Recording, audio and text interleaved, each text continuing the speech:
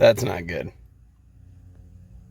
Hey guys, what's going on? I'm Nick, and it's Corvette Modified. And on today's episode, I am troubleshooting an issue I'm having with my Atoto A6 10.1 inch deck that I just put in. And this issue I'm troubleshooting is pretty common. If you are having problems with your backup camera flickering, you might want to tune in and check out what I'm going to do to try and diagnose this issue. So as you saw in the opening of the video, I go to put my car in reverse, which I have my camera tapped into the reverse lights, and it flickers. Doesn't give me any image that I can back up with any type of confidence. So I used to have this issue with my Sony AX200. It would flicker when I initially put it in reverse, but then it would steady out enough that I could back up safely. But on the Atoto A6, I'm not getting anything I can work with here, backing up.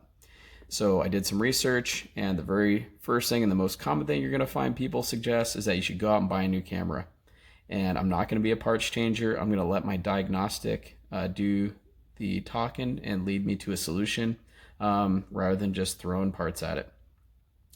So I did some research and found that a common reason that backup cameras will flicker is that the voltage that goes to the reverse lights is not a constant 12 volts. It's a fluctuating volt that goes up and down, plus or minus a volt. And certain decks are more susceptible than others to being able to, to keep that reverse camera input powered on. So I am going to come up with some way to troubleshoot this. I might hook up the multimeter to that reverse light. I don't know, I'll think of something. So without further ado, let's get to it. To test that a more solid voltage would fix my issue and give me a non-flickering backup camera, I just took a piece of wire that I had sitting in my drawer, hooked it up directly to the battery, and I'm running it all the way. Oh boy.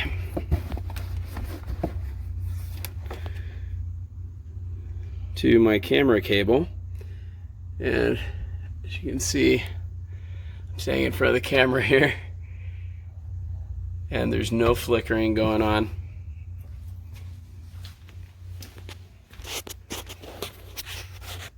And that's what you would expect when the backup camera is turned on.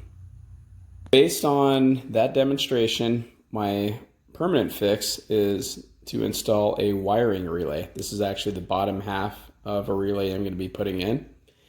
And the relay allows me to continue using the reverse light as a switch, but I get to select a different power source that's going to be constant 12 volts to feed the deck and no longer have a flickering signal. I need to tap into the existing ground wire and have it split off so that I can connect this to my relay and give the relay a ground. So I'm just going to quickly do a demonstration on soldering. So I gotta cut this wire, which is my ground. Drop this guy. Need to do a little bit of wire stripping here. Looks like 16 probably. 18.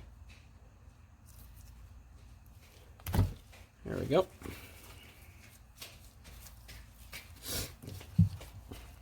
And do 18.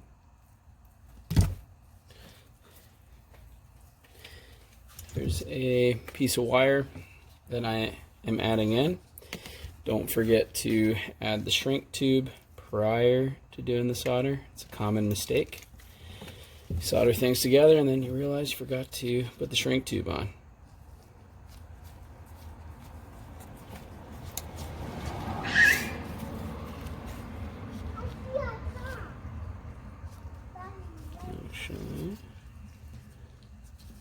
So I'm just taking these two, twisting them together. Okay. And I'm going to slip this shrink tube over the both of them.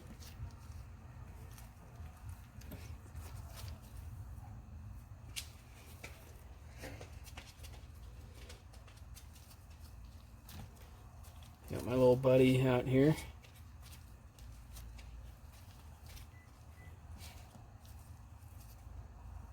Okay. So that is ready to roll. I like to use flux.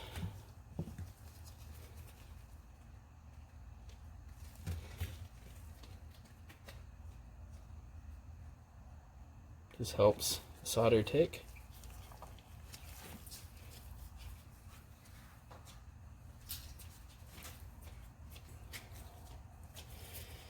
Lastly, got my soldering iron. And I'm going to tin it just to get it warm. Always a good idea to toss on your safety goggles prior to tinning. Nothing like having solder explode. You go to solder the joint and have it spray in your face.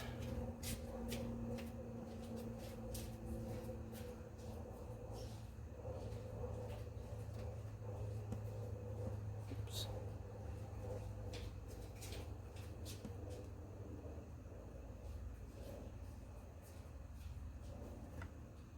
Oh, I found something, Daddy. I found something.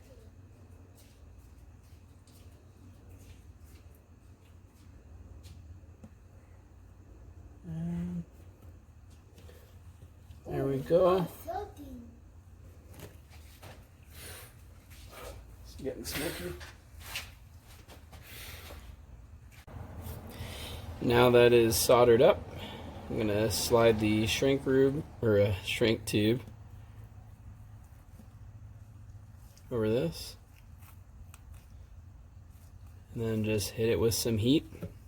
Not for very long, and try and get it even.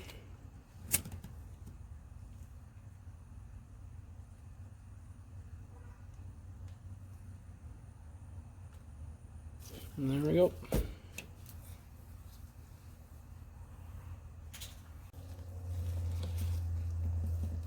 Go ahead and get this pinned.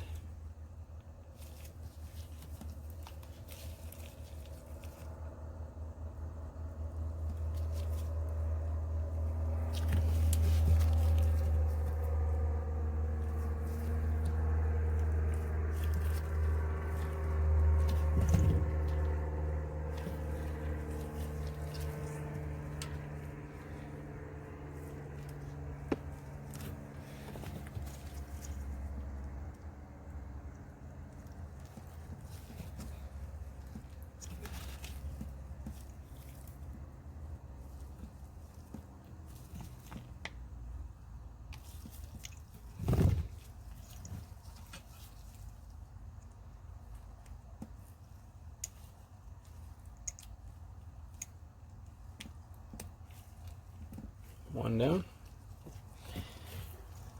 Next, I need my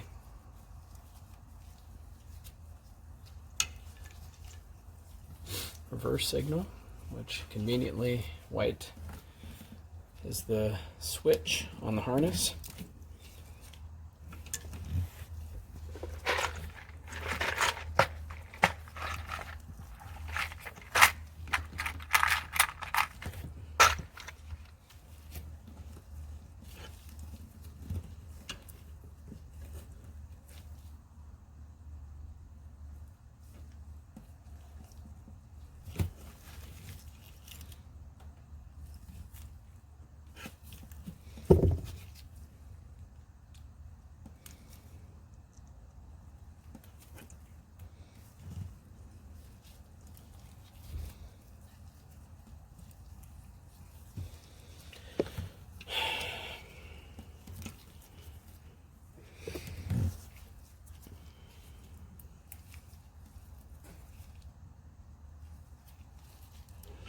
I recall the blue wire is number 30 on the relay, which is what I'm going to be sending up to my deck.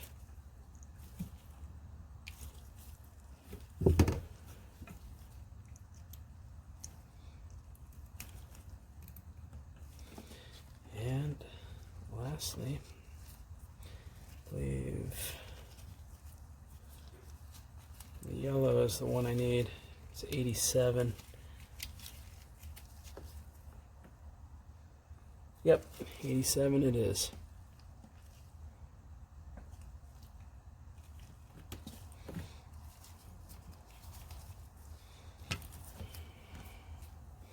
And that is going to take the 12-volt power source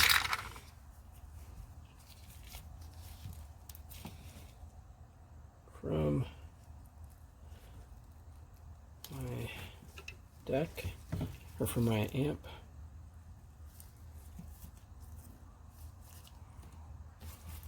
and then it is moment of truth time. This here, I'm not using. I'm just gonna snip, and then I will heat shrink off. It doesn't touch anything. All right, moment of truth.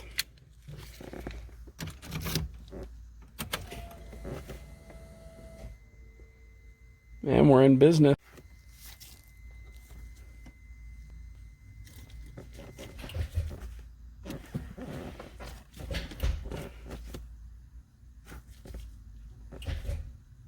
So there we go.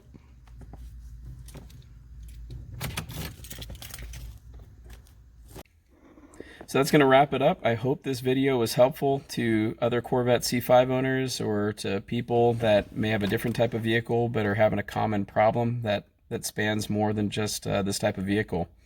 If you liked what you saw, please smash that thumbs up button in the bottom right corner of the video, and also subscribe. Would very much appreciate it.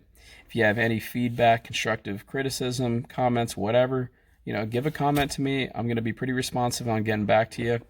And that's all I got for this week's episode. I will catch you next time.